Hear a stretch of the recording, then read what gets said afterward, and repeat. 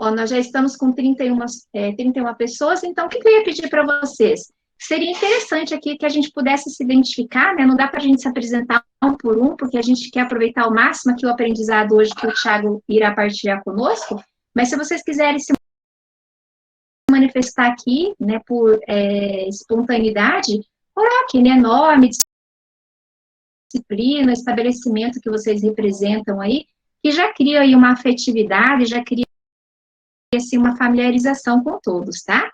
Mas assim, a livre e espontânea mesmo assim, vontade, só para a gente poder ter essa familiarização com vocês. Tiago, se deixar, a gente fala muito, tá bom?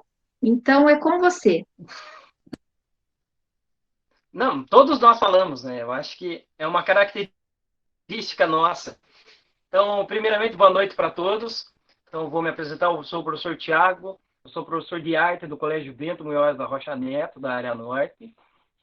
Eu sou formado em artes visuais com ênfase em computação gráfica no ano de 2011, me formei.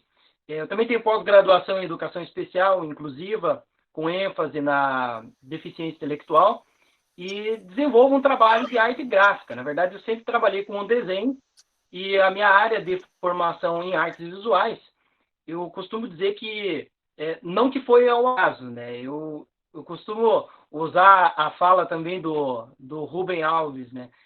Se eu cheguei até aqui não foi pelos acertos, mas sim pelos erros que eu cometi.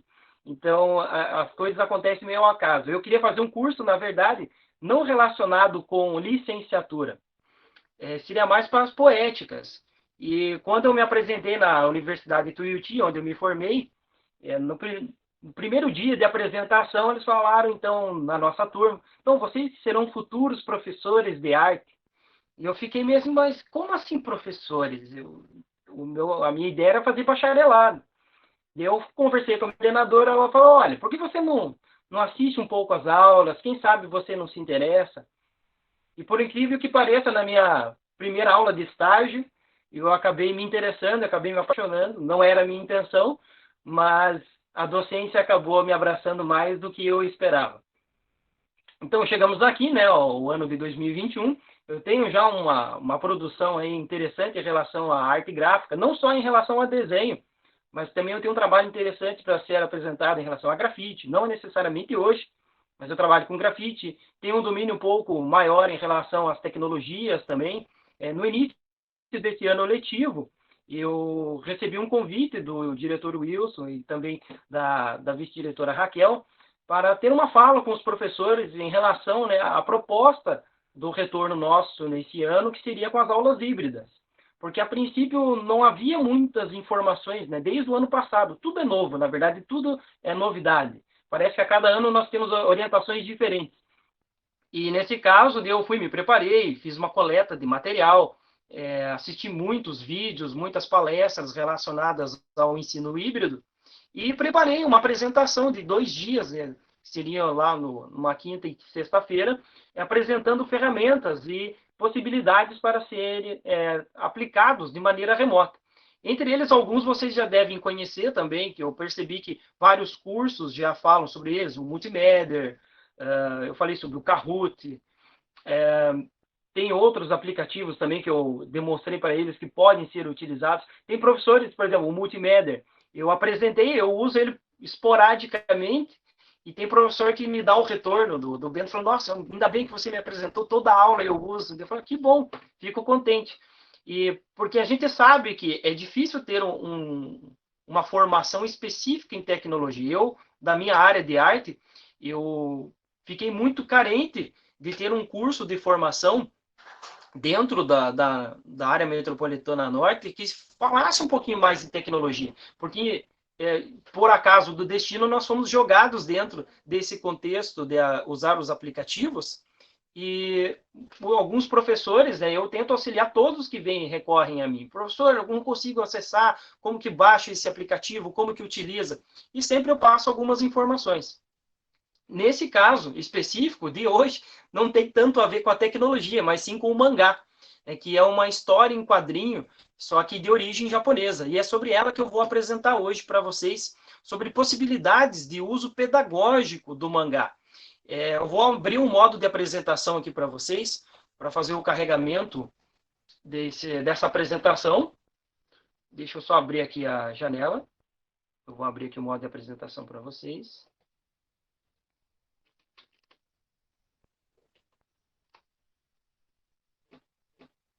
Deixa eu ver se vai carregar.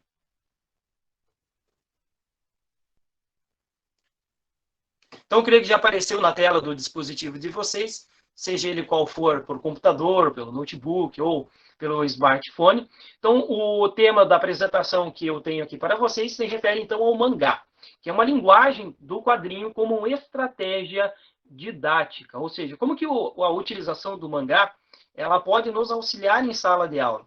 Eu não vou falar especificamente da disciplina de arte. É óbvio que tenho minha formação em arte, tenho um domínio em relação à linguagem do desenho, mas a minha intenção é de mostrar de uma abrangência um pouco maior a interpretação do uso do mangá.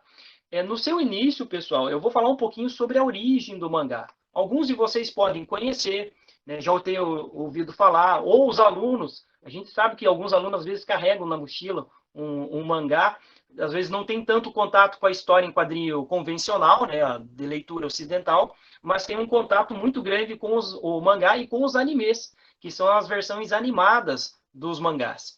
Então, eu vou falar um pouquinho sobre a origem.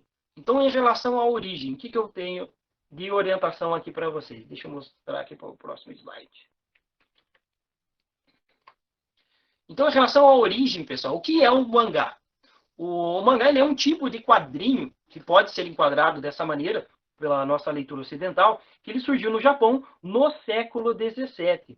Ele era conhecido, na verdade, como emakimono. Ele seria uma forma rudimentar que misturava a linguagem textual com o visual. Então, seria uma forma narrativa, como se fosse, se a gente colocar num período mais antigo, lá no Egito Antigo, uma tira, um rolo, como se fosse um papiro, só que nesse caso já é o papel, só que tem uma história ilustrada com os kanjis, que é a forma escrita do japonês, e ilustrada. Então, quando eles misturavam essa linguagem textual e o verbal, nós temos ali a origem, né, a semente do mangá nascendo.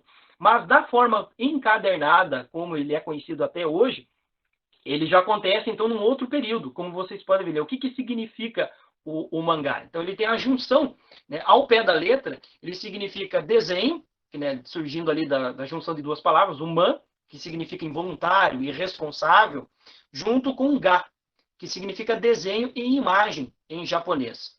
O outro detalhe importante é como que eram as suas ilustrações iniciais. Como vocês podem identificar do lado esquerdo aqui do slide, nós temos um exemplo de uma página chamada de Hokusai Mangá. Essa é a primeira revista que se tem notícia, né, que se tem registro de publicação, apresentando então pequenas histórias com sequências narrativas. E as histórias que eram retratadas nesse Hokusai Mangá eram referentes a lendas japonesas. Uma influência grande também para representações dessas primeiras páginas eram os teatros de sombra, que nós identificamos também dentro desse período do século XVII no Japão. O próximo slide, ele se refere já também aqui à questão da origem, mas já chegando no período da popularização da aplicação do mangá. Como que se dá essa popularização? Então, nós temos o boom, né, a explosão da popularização do mangá, que foi a partir da Segunda Guerra Mundial. Então, depois de todas as questões que vocês provavelmente sabem que aconteceram no Japão, foi então aplicado o Plano Marshall, que é onde investiria-se em educação. Então, o mangá ele foi utilizado como uma das ferramentas educacionais no Japão nesse final de Segunda Guerra Mundial. Então, ali a partir de 45. E um dos grandes desenhistas, que no Japão eles são chamados de mangakas, é o Osamu Tezuka. Então, ele é o responsável por nós conhecermos o mangá como ele existe hoje. Então, ele criou toda uma estética de representação gráfica, como vocês podem ver no personagem principal dele, o Astro Boy. Existe uma infinidade de obras do Tezuka, como A Princesa e o Cavaleiro, o próprio Astro Boy, o Kimba e o Leão Branco, entre outros. Esse Kimba e o Leão Branco tem até uma polêmica, que dizem que a Disney se apropriou da imagem, até mesmo, né, das características físicas dos personagens desse mangá do Kimba para produzir o Rei Leão, a animação O Rei Leão. Mas isso é um momento caras em relação a essa adaptação, né, americana do japonês. O outro detalhe importante é como que nós utilizamos essas ferramentas, né? Como que a gente pode se aproximar dos alunos, porque vários alunos, isso é uma experiência que eu tenho em sala de aula, eles me procuram porque eles veem que eu fazendo desenho no quadro, eu sempre faço ilustrações, as camisetas sempre com a temática de anime, de mangá, e eles, professor, eu tenho aqui na minha mochila um mangá, você conhece esse título? Você já assistiu tal anime, professor? Então, eles têm um contato bem grande, e um aluno influencia o outro. Eu já percebo que um que gosta, já na outra semana já tem outro aluno que, o meu amigo me apresentou, me emprestou um mangá para eu ler. Então é bem interessante a gente perceber como que dentro do nosso contexto de sala de aula, de escola, a gente já vê circulando esse material entre os alunos. Cabe a nós, então, pensar em estratégias para se aproveitar, né, dessas questões. Eu vou passar para o próximo slide, onde eu vou fazer, então, uma breve apresentação, ok? Então, para a apresentação, eu coloquei ali um primeiro item, o mangá no cotidiano dos nossos educandos. O mangá, ele é uma palavra de origem nipônica e que cada vez mais ele está sendo utilizada no cotidiano dos jovens, né? Dos jovens não só a nível Paraná, mas no Brasil inteiro, os jovens eles consomem a apreciação do mangá. E essas histórias em quadrinhos, elas apresentam certas características que se diferenciam dos quadrinhos convencionais. E é a base dos animes, que são as versões animadas. Como vocês podem identificar aqui na imagem do nosso slide, nessa parte inferior, onde nós temos um contraste entre preto e branco, aqui nós temos um contexto retirado de um frame, um quadro do mangá. E acima, o que seria um frame da animação, que no Japão é chamado de anime. Então é a versão animada, a adaptação animada do quadrinho, do mangá. Então é só para vocês prestarem atenção sobre essa comparação mesmo, né? Sobre o mangá, eu particularmente acho que ele tem uma riqueza de detalhes e um aprofundamento na história que é muito maior do que os animes. Mas os alunos, os nossos alunos, eles têm um contato muito grande com essas duas linguagens, tanto do mangá, que é o quadrinho, quanto a versão animada. Uma peculiaridade em relação ao mangá é o formato de leitura que se faz dessa ferramenta. Como que ela é feita? Então, de acordo com o Mário Mancuso, o principal ingrediente do mangá é a capacidade de fazer as pessoas mergulharem nas histórias, sempre transparecendo as suas emoções e sentimentos e também encantando os leitores. Então, essa é a principal motriz ali que move a história de um mangá. Outra característica é a forma de leitura, que ela inicia-se da capa do livro, que seria o final, ali com a brochura, à sua direita. E a leitura ela se faz, então, das páginas feitas da direita para a esquerda. Então, como vocês podem ver aqui na ilustração, essa aqui é uma ordem de leitura, esse eu retirei de uma editora que publica mangás, para vocês entenderem. Aqui é a ordem. Então, o que para nós, digamos, seria a última página de um livro, para o japonês, no formato de leitura e de escrita, para eles é o início. Então, no caso do quadrinho, na diagramação, este seria o primeiro quadro a ser feito a leitura, na sequência para este balão, depois para este, e vai seguindo a sequência, como vocês podem ver que está numerado. Então, essa é a sequência que seria de leitura. É interessante a gente pensar na forma de leitura invertida, porque vai estimular diferentes lados do cérebro também. É uma forma interessante de você aplicar em sala de aula. Ainda sobre a apresentação, vou passar para o próximo slide, falando sobre as características de estilo de desenho relacionado ao mangá. Então, de acordo com Mário César Bandeira, ele ressalta que a principal característica são os olhos geralmente muito grandes e muito bem definidos, podendo variar entre redondos ou um pouco mais rasgados nas pontas, mas sempre são feitos cheios de brilho com o uso de cores chamativas, como vocês podem identificar aqui do lado esquerdo do slide, onde eu separei algumas representações gráficas de diferentes estilos de olhos. Também há uma definição bem interessante, que eu acho até poética, que é essa forma de representar os olhos maiores do que o convencional. Ela representa os olhos como uma janela da alma, para a gente entender, né, o sentimento, a motivação de cada personagem. E também a questão da representação de sentimentos e emoções desse personagem. Na sequência, eu quero falar um pouquinho com vocês qual seria, então, a característica do mangá no Brasil. Qual que é a influência desse estilo que nós temos no Brasil. Nesse caso, nós temos aqui no Brasil essas histórias com um estilo gráfico muito próprio, que tomaram conta do nosso território. Então, a chegada do mangá remonta à década de 1980 no Brasil. Só que o que aconteceu? Qual foi a decisão editorial no Brasil na década de 80? Eles não queriam publicar no formato original, ou seja, no de leitura da direita para a esquerda, do final, do que seria para nós o final, para o começo. Então, eles espelhavam as páginas para colocar no formato de leitura ocidental e também mudavam os balões de diálogo. Então, eles praticamente transformavam o mangá num formato de quadrinho convencional, que nós já estamos acostumados. Então, essa foi uma prática, foi uma decisão editorial na época. Mas o que se faz de, digamos, uma referência, né, ao trabalho original é você publicar no formato do qual ele surgiu, né, da direita para a esquerda, a leitura de forma invertida, na publicação como ela é no original, simplesmente realizando, então, o processo de tradução.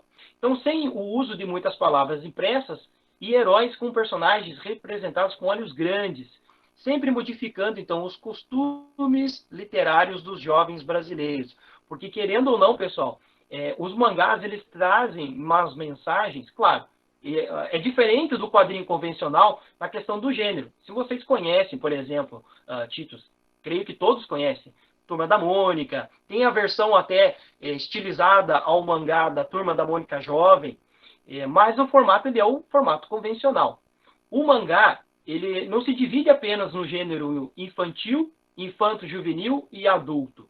Praticamente todas as faixas etárias possuem um mangá direcionado para esse público. Então, tem mangá desde os primeiros anos ali da alfabetização da criança até mangá direcionado para o público mais idoso. Então, existem diferentes publicações para diferentes faixas etárias.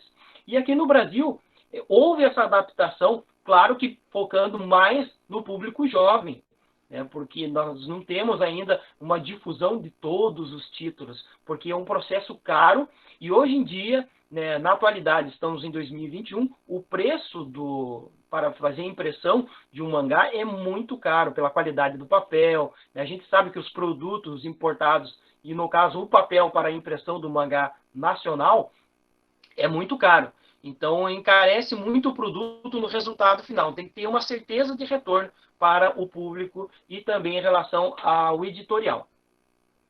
Na sequência, eu vou mostrar aqui a próxima imagem, falando especificamente na questão pedagógica no uso do mangá. Tá? Então, a proposta desta estratégia didática é a percepção em relação aos benefícios da utilização dos mangás como um material didático. Então, auxiliando o professor ou a professora a discutir e pôr em prática temas, por exemplo, transversais, propostos nos parâmetros curriculares nacionais, por exemplo.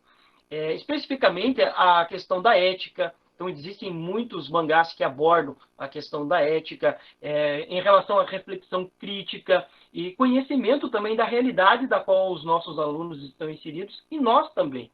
Porque existem mangás com histórias mais aprofundadas, mais sérias, tem mangás com temática histórica, tem mangás pós-apocalíptico que fala sobre essa relação entre a ciência e a influência da política em um mundo praticamente destruído. Então é bem interessante a gente conseguir alinhar questões, por exemplo, como a amizade, né, sobre a união, o respeito ao próximo. Existem vários mangás que abordam também essas temáticas e que é interessante de a gente despertar uma forma de leitura diferenciada do convencional que nós estamos acostumados em sala de aula ou dentro do nosso ambiente escolar. Próxima imagem. Em relação, então, à aplicação metodológica, a partir do contexto do mangá. Então, na aplicação metodológica, é impossível a gente não notar a riqueza deste material, que pode também ser útil para diversas disciplinas. Então, eu não vou focar só em arte, ok? A minha ideia é trazer uma apresentação um pouco mais abrangente, de uma forma mais generalizada. Sempre, então, visando o ensino de uma maneira geral, e analisando os conteúdos temáticos abordados pelos mangás. Então, a gente partir da temática de determinado título. Claro que isso cabe uma pesquisa do professor que queira aplicar, né, o uso do mangá em sala de aula. Não é escolher qualquer título. Até porque a falta de um conhecimento um pouco mais aprofundado sobre o mangá pode levar a um outro caminho. Vou dar um exemplo, que já aconteceu isso nos meus primeiros anos de docência. Eu sempre gostei de mangá, sempre colecionei vários títulos, e eu sei que existem alguns títulos que são adultos, são mais 18, ou seja, são de uma temática que não é o convencional para a gente apresentar, nem mesmo no ensino médio, nem mesmo lá no terceiro ano. Apesar de que eu sei que tem alunos que fazem leitura desse material, mas para um uso pedagógico é impossível. Então é importante a gente ter um conhecimento que existe esse material e para a gente também poder selecionar aquele que vai auxiliar na transmissão de determinado conteúdo. Para não ficar só trazer qualquer título, coloca na mão do aluno, não, vamos ler mangá. Mas tem que conhecer, tem que saber, tem que ver determinados títulos para poder fazer a sua aplicação. Então, o uso didático desse material, ele pode ser interdisciplinar e é de crescente interesse pedagógico também, pessoal. Na sequência, eu vou falar sobre a aplicação também metodológica, só que no contexto, então, do Brasil. Sempre trazendo para a nossa realidade a apresentação deste material. Em relação, então, ao Brasil.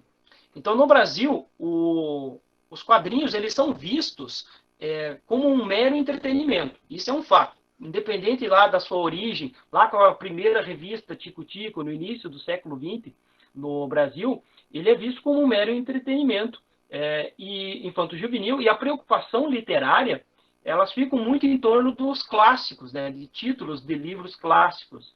Nada contra, pessoal, não sou contra os títulos clássicos, li muito também, e tem alguns títulos aqui dentro da minha biblioteca particular, mas às vezes determinado título não é tão atraente para o nosso aluno. Então, no Japão, por exemplo, os mangás, eles são usados como uma das ferramentas educacionais e também de alfabetização. Vou falar um pouco também em relação a valores e virtudes, certo? Da aplicação do mangá em sala de aula também. Sobre valores e virtudes, o que eu posso passar? No primeiro ponto ali, a importância de se conhecer o mangá. Então, os mangás, eles atingem todos os gêneros e faixas etárias, ensinando o valor mais importante, que é a formação do caráter da pessoa. Isso é que é interessante da gente analisar, ter essa reflexão sobre o mangá, que ele traz aspectos como a amizade, o companheirismo, né? E os educadores, no caso todos nós, independente de ser professor, eu mesmo percebi que vários pedagogos estão presentes na nossa chamada meeting, que essas histórias elas podem utilizar uma maneira da gente demonstrar e orientar a esses alunos e alunas quão importante é o indivíduo possuir elos de amizade. Isso é interessante, você aproximar. O fato de um aluno emprestar um mangá para o outro já é uma maneira de você estreitar essa relação, né, essa amizade entre os nossos educandos.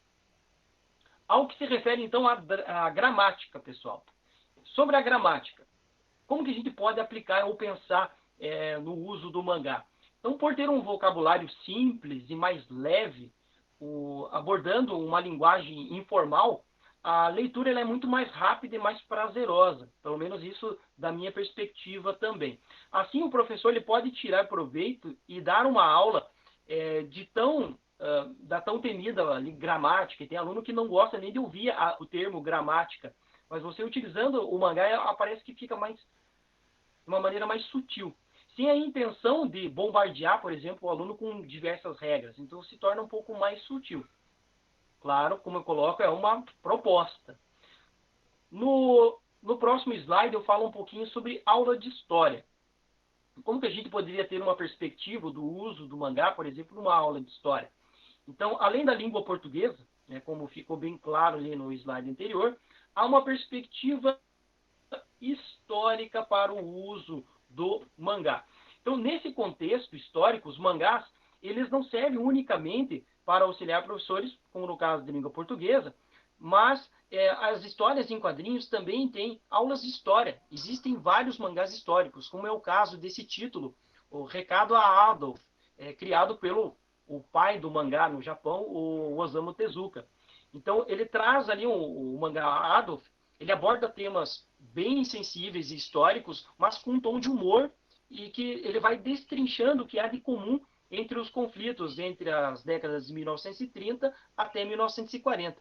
E outras guerras até posteriores são abordados nesse título, Recado a Adolf, do Osamu Tezuka. Então, é uma forma de você estimular a leitura para um conhecimento de um período histórico através de algo simples, com uma abordagem não tão cruel, que a gente sabe do que aconteceu, mas de uma forma mais simples, o aluno pode absorver esse conteúdo também.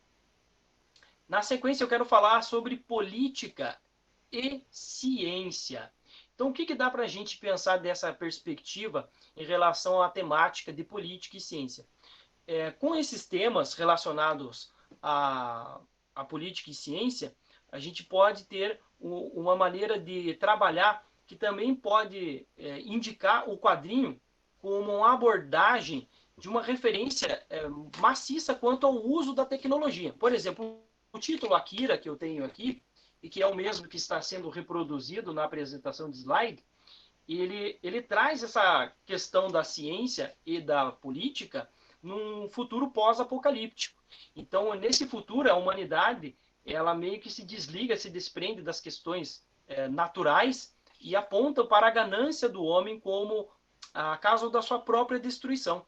Então, esse mangá ele traz uma reflexão grande sobre como que pode ser o nosso futuro.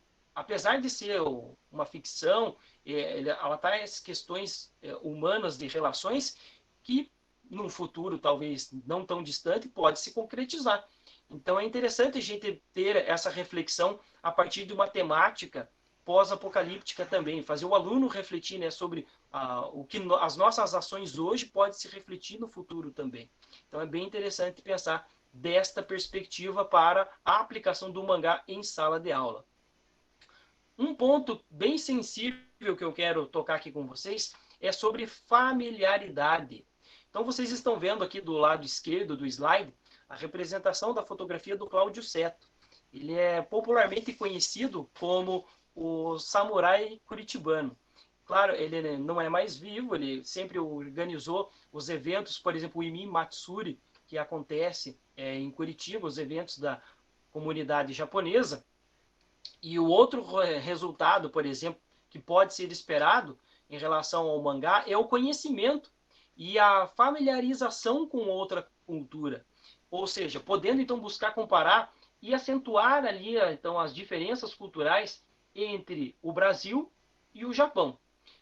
Como, por exemplo, através dos trajes, da alimentação, que é diferente, o modo de vida, né? A forma de você se relacionar com os seus próprios familiares é diferente em relação a essas duas culturas. E uma pode acrescentar a outra. Então, nesse contexto, né, a gente pode criar uma familiaridade, como é a temática ali que eu coloquei. Na sequência, eu também quero falar sobre o mangá no Brasil, mas dessa temática, desses dois pontos. Um deles se referindo à produção textual, a partir do mangá, e o outro ponto importante é a reflexão da atualidade por meio desta linguagem. Ou seja, entre, por exemplo, as crianças e os adolescentes, o mangá ele é uma das publicações favoritas. Isso vocês podem fazer até um levantamento em algum momento. Claro que se nós estivéssemos presencialmente, isso era mais fácil de se perceber. Mas, mesmo da maneira remota, eu consigo perceber em alguns alunos que eu estou conhecendo nesse ano, que eles já têm uma certa tendência a conhecer tanto o mangá, quanto também os animes. São raras as publicações nacionais, ou seja, publicadas aqui no Brasil, de maneira independente, utilizadas em sala de aula. Geralmente a gente pega os títulos mais conhecidos. No caso, por exemplo, que eu tenho o Akira, o que os alunos conhecem bastante, Naruto, que eles gostam bastante. Mas você pegar um título que já não é tão comum para trabalhar, vai despertar ele para uma outra temática também. Então, nesse contexto, utilizar uma publicação de quadrinhos que ela é capaz de mostrar o contexto, por exemplo, do país, ou seja, um mangá que fale sobre as nossas questões, um mangá brasileiro, certo? Então, vai expressar valores culturais e é muito importante para que se estabeleça também uma identidade e a capacidade de reflexão sobre o nosso país. Nesse caso, eu tenho como sugestão o título Machado de Assis, Caçador de Monstros. Então, esse é um título que ele foi elaborado e foi criado pelo Marcelo Alves como uma maneira de difundir e abordar o personagem principal da nossa literatura, que pelo menos eu considero, isso da minha perspectiva pessoal, né, o Machado de Assis, e é feita uma relação com, por exemplo, o título Caçador de Monstros. É uma referência, na verdade, a um filme que é sobre o Abraham Lincoln, caçador de monstros. Eles colocaram na figura do Abraham Lincoln aqui a representação do Machado de Assis. Então, esse livro, em quadrinho, ele cumpre esse papel, né, de você fazer essa relação da história, né, a nossa história, né, a história da nossa literatura, mas com um traço que eles gostam, que é do interesse dos nossos alunos, que é um traço bem estilizado ao que se produz no mangá. Sobre a alfabetização e o hábito de leitura, o que eu posso, então, de colocar aqui para vocês como algo a ser trabalhado também? Nesse contexto de alfabetização, no Japão, por exemplo, as histórias em quadrinhos, elas são leituras comuns, de uma faixa etária bem mais abrangente do que, por exemplo, a gente ficar no infantil ou no infanto-juvenil. E em toda parte se vê, desde adultos, até mesmo crianças, idosos, com essas revistas, com os mangás. Não há uma só classe social também interessada pela classe editorial de mangá.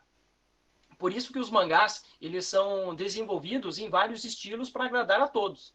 Então, outro detalhe importante, que assim como acontece na Inglaterra, o mangá, a história em quadrinho, tanto no Japão quanto também na Inglaterra, eles são colocados ao lado, por exemplo, de livros de arte. Do lado, por exemplo, de publicações sobre o Leonardo da Vinci, sobre o Van Gogh, os mangás, as histórias em quadrinhos sempre são colocados ao lado dessas publicações. Então, não é mero entretenimento, tanto no Japão quanto, por exemplo, na Inglaterra. É uma forma de você absorver um conteúdo de arte, de cultura. Então, é importante a gente valorizar também essas manifestações. E não são muitos os títulos que nós temos nacionais, por exemplo, que a gente pode apresentar para os alunos. Então, uma forma de despertar a atenção é com a utilização do mangá. Quero falar um pouquinho sobre os gêneros, que são vários, mas eu separei aqueles que são os principais para a forma de leitura, que são indicados para determinados alunos, certo? Então, não tem apenas, como eu disse, o infantil ou o infanto juvenil, nós temos vários títulos. Entre os mais importantes. Então, por exemplo, o shonen. O shonen ele é direcionado para o público-alvo, que são os meninos. Então, eles tratam normalmente de ação, de amizade, de aventura. Por isso que eles recebem esse nome shonen. Já as histórias características, mais com uma sensibilidade, eles visam, então, um público das meninas, né, que são chamados shoujo. Nós ainda temos o Gekiga. O Gekiga já é o mangá que tem uma corrente mais realista, uma reprodução de temas mais e problemas que são já direcionados ao público adulto. O Edo Mangá, por exemplo. O Edo Mangá, eles são didáticos e eles são voltados para o ensino de diversas matérias. E, então, por último, eu coloco ali o Kodomo Mangá, que ele é direcionado somente para o público infantil. Existem também aqueles isso aqui já é nível de curiosidade, que são para o público mais adulto, que são chamados hentai, que já tem uma temática, uma abordagem que não é apropriada para a gente utilizar de maneira didática. Na sequência, eu quero falar dessa relação, né, dos nossos educandos e com o mangá. Mais próximo do final da apresentação que eu tenho aqui para vocês, pessoal, eu quero mostrar um material, que esse material está disponível para todos da nossa rede, aqui, independente de ser do Paraná, mas já é um material que foi disponibilizado para nós como consulta na página da CED. Mas isso eu vou mostrar mais para o final da nossa apresentação, ok? Então, sobre essa relação dos nossos educandos com o mangá. Outra corrente crítica, ela se dirige muito à invasão dos mangás no mercado ocidental, ou seja, há uma certa aversão para quem é acostumado com a forma de leitura das histórias em quadrinhos do estilo Marvel ou do estilo DC, que já é acostumado com o quadrinho convencional, tem uma certa resistência. Na realidade, essas histórias em quadrinhos, do qual eu estou me referindo, que é o mangá, elas já estão ocupando um espaço nas mochilas dos nossos alunos e deve ser feito, então, tirar um proveito que esses alunos já tenham contato com esse material. Então, o que falta para aproveitar esse interesse, então, dos nossos educandos em sala de aula? Então, entre os jovens, as histórias dos mangás, elas são assuntos abordados com uma frequência, por exemplo, para trazer esse prazer da leitura. Então, a gente se aproveitar dessa questão nos leva, então, ao que está faltando de interesse para despertar a leitura nos alunos. E o mangá, ele vai trazer essa perspectiva nova para o aluno de um material que não é comum, que não é convencional, que tem um traço, um desenho que é muito prazeroso de você acompanhar de página em página, diferente de uma leitura convencional, de você trazer um livro. Eu não estou desmerecendo a leitura do livro convencional, mas é uma forma de você despertar o interesse do aluno com esse material.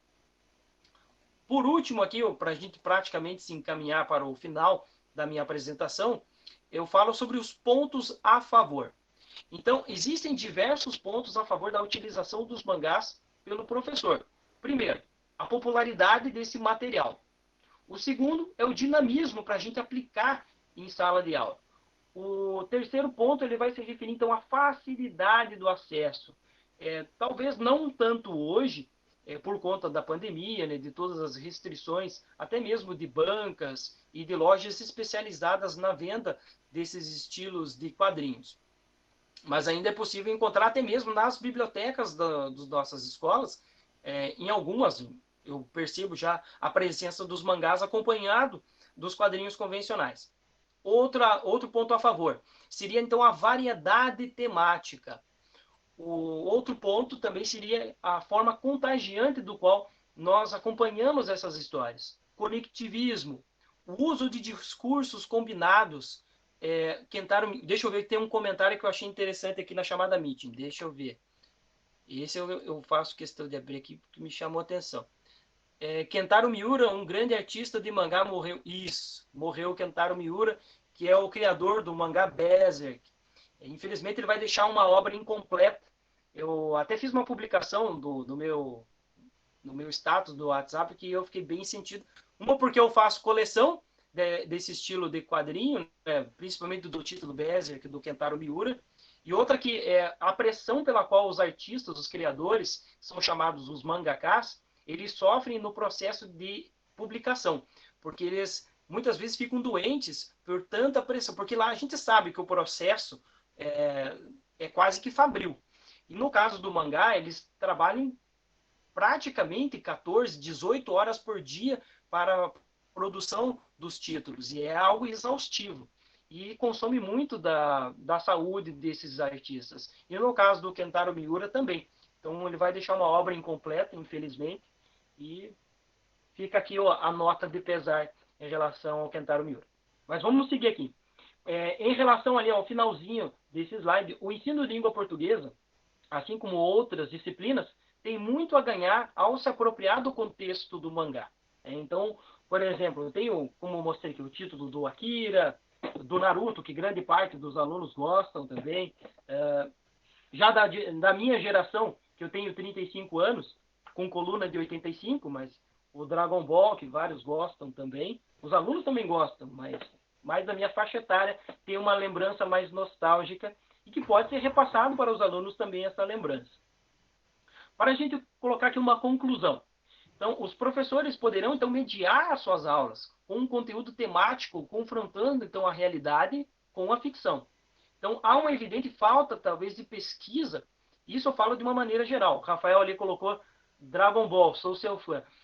Sou muito fã de Dragon Ball. Eu tenho duas coleções diferentes de mangá. Essa é uma versão mais antiga, seria lá dos anos 2000, pela editora Conrad. E mais recentemente saiu uma publicação da Panini.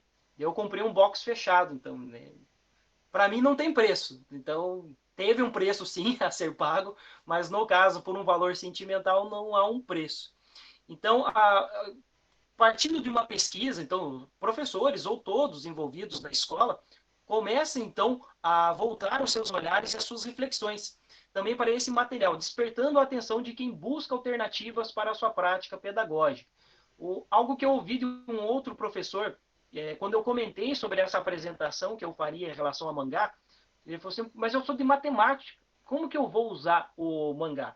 Existem temáticas que abordam também diferentes disciplinas, os próprios mangás. Não tem uma tradução para o português, mas nada impede que quando a gente elabore uma questão, né, a gente está fazendo lá um formulário, uma pergunta, e você vai colocar lá uma questão, você coloca uma ilustração de mangá e faz uma relação de um personagem que faz parte daquela história com a questão que você está elaborando. Você está trazendo um material diferente, vai despertar o olhar ali do o professor está fazendo uma referência.